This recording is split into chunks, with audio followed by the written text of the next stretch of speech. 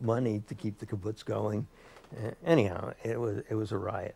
Some of the things on the kibbutz were really fun. Was it a good time in your life? Yeah, it really was. It really was. Go ahead and say that. I'm going to be cut out of this.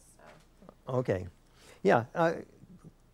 The time that I spent on Kasakove, right on the Gaza Strip, with all of this terrorism being right there, but at that time it was a low-level terrorism. So, and I ran into trouble with the Siddur, the guy who orders. Seder is just an ordering of things. That's the word for order. And so the Siddur is the one who assigns the jobs to different people. Well, he had a crush on this one young kid who had come in, because in the summer the young kids got out of school and they would come in and then they would help the kibbutzniks. And so he got a crush on this one, but she had a crush on me, which was fine. So, except that when it came to assigning jobs, he assigned me jobs. Now, if you don't know what a muckraker is somebody who you have to shovel down to where the sewer pipe broke. And the sewer pipe is all the effluents and all the horrible stuff. And you dig your way down to that pipe, which is broken, and then you have to take the pipe out and put a new pipe in that's not broken. And you can imagine, muckraking, like Sinclair Lewis did, this stuff stunk worse than the things that Sinclair Lewis was writing about. And I also worked in a chicken farm, a chicken house. So that's one of the jobs he gave me. Another job that he gave me was cleaning the chicken house. The chickens live in the house, they shit on the floor, and it piles up and it stinks. And then every once in a while they clear out all the chickens, sell them, and before they bring a new batch in, people have to go in there and shovel that stuff out and clean it up. So you go in with a big hose and a big shovel, and you shovel and you shovel and you hose and you hose, and it stinks and you're covered with the stuff.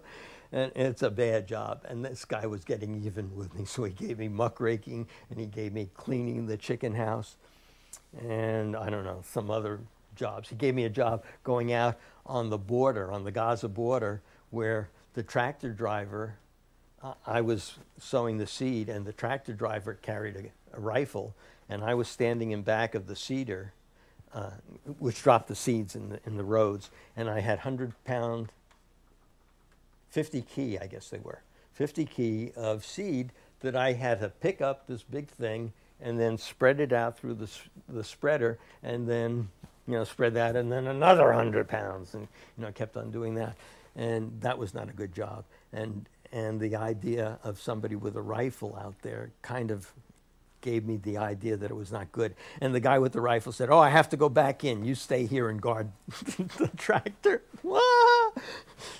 So he went back and he came back out, and we finished our job. And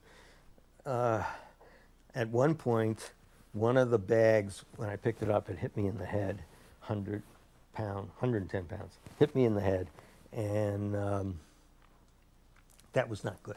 So I got a concussion, so I went to the infirmary, and the nurse there spoke only Portuguese because she was from Brazil, and the nearest I could get to her Portuguese was a very simplistic Spanish. But we communicated with Spanish and Portuguese and head signs, And so she figured out I had a concussion, and I don't know, did whatever she had to do to find out how bad it was, and it wasn't too bad, so I went back to work. But I liked that. I so enjoyed the physical labor that it was incredible, and it came back at me again. When I was in the adhesive strip factory, it was the hardest of the hard labor that I wanted to do. And when I was on the kibbutz, I did the hardest labor. I remember having to get up at, I don't know, when the sun came up, and then we'd go through the fields and cut the straw, and then somebody down below would throw a load of straw up into the big truck that was holding it open, and then I had to spread this stuff out and make sure that it didn't pile up in one place so that they can get enough straw in there, because then they would take it to the cows and feed them. I never knew what it was that I was shoveling. I didn't know the American name for it, the English name for it. All I knew was that it was Misipo. Okay, it feeds the cows, it's Misipo. Fine, I don't need any more. And I did this, and this was heavy labor. And then when you get finished your first shift, then you got to go in at around 7 o'clock, I guess, and eat your breakfast, which consisted of sour milk.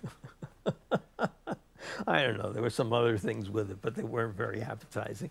And I also found out that if there was something appetizing, and let's say there's 6 people at the table and there's 7 rolls, you know, so everybody took their roll, okay, and then there's a roll left over. And so they asked me, you know, do you want the roll? And I said, no, I'm polite.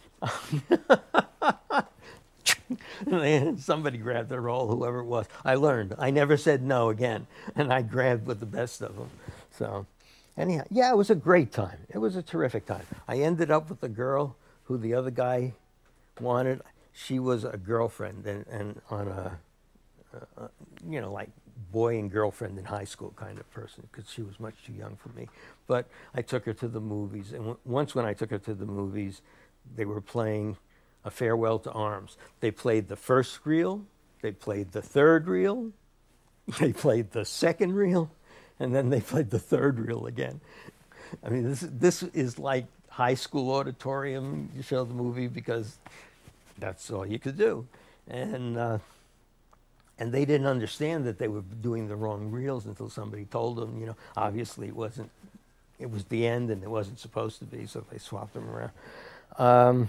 At the same time, I had a girlfriend on the kibbutz who was there more than just, I don't know, a couple of months. Anyhow, her name was Zsuzsi, which is, I guess, Hungarian for Susie, and she would tell me stories about how her grandfather, who had fought in the First World War on the side of the Hungary-Austrian Empire, when the part of that they lived in, which was annexed to Hungary, I guess, yeah, he killed himself because he said, I refuse to be governed and live among gypsies. You know, those Romanians are gypsies, or those Hungarians, I don't know what it was. The Hungarians, I guess, were gypsies.